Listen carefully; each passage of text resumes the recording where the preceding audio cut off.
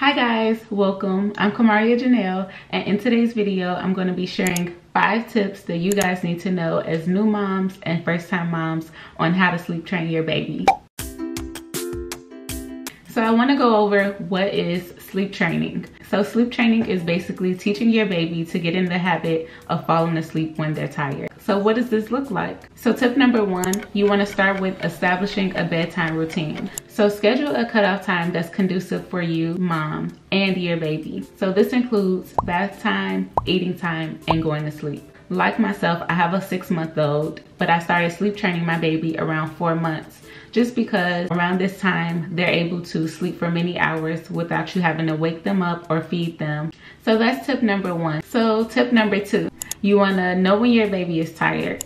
So moms, we have to pay attention to our baby and their cues when they are tired and when they are telling us they want to be put to bed. So some of the cues that your baby might exhibit is they might start to rub their eyes. Some other cues are like becoming more fussy, or they start to yawn, or they might stare blankly at a wall or something. And you don't want to wait until they become overly exhausted, because it'll be harder to get them to go to sleep. And remember to do this repeatedly for about 3 to 4 nights or up until a week. So tip number 3, and I find this to be a very important tip. So you want to help them differentiate when it's playtime and when it's sleep time.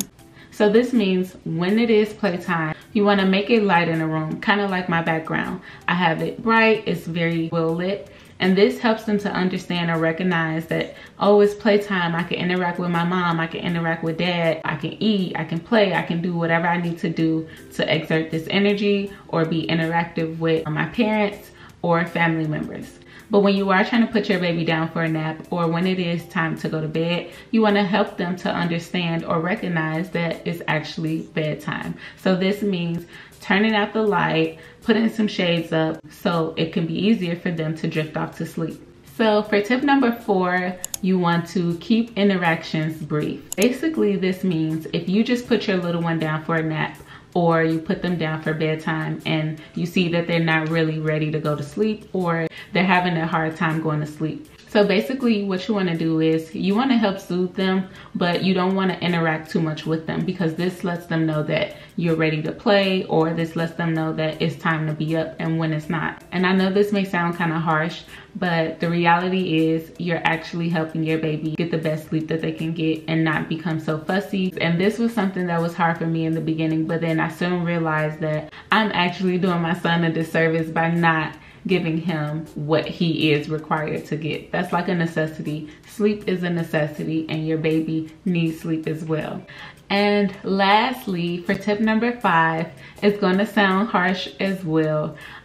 You want to delay your response time. So what does this look like? So basically, to piggyback off of tip number 4, once your baby goes down for a nap or goes to sleep or what have you, and they wake up 5 minutes later, or they wake up or they're still up and they're kind of making little noises, or you know, you can hear them talking, that doesn't mean rush in the room and try to help them go to sleep. What I realized, and you know what a lot of videos will tell you, is that they make a lot of noises when they're first born. We have to realize that babies make noises just like us.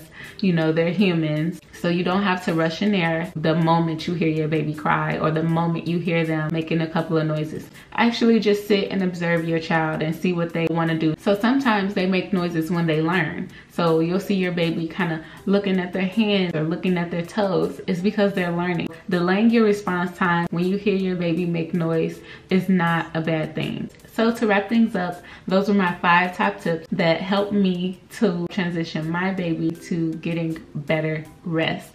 So that's it for today, you guys. I love you guys so much. Don't forget to like the video. Don't forget to subscribe if you're not subscribed.